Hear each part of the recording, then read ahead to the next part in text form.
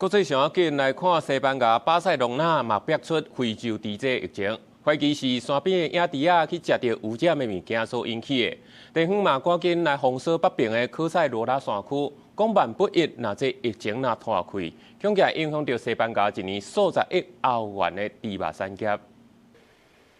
西班牙警方去封锁线，禁止民众入去科塞罗拉自然公园。大阵无人机甲警犬伫山区找找野猪仔活动的脚掠，因为官员怀疑有可能是野猪仔食到受到污染的食物，感染到非洲猪瘟。搁伫公园之间挖来挖去，毋才会扩大。公园住户互人要求甲狗仔绑好条，禁止挖进水源，看到野猪仔就爱随通报。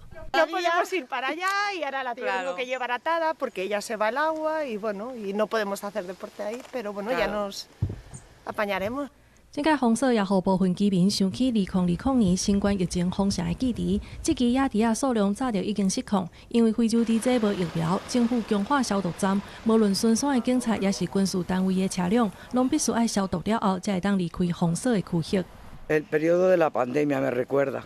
De todas formas, esto es por dejadez, porque antes estaba más controlado porque había cazadores y controlaban los jabalís.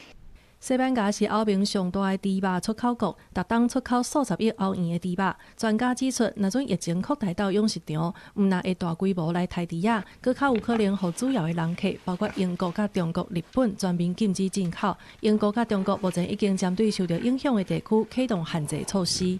La peste porcina afecta económicamente muchísimo al sector productivo de porcino. No afecta a humanos, es una enfermedad exclusivamente de los porcinos y genera unas pérdidas económicas tremendas y una letalidad abrumadora.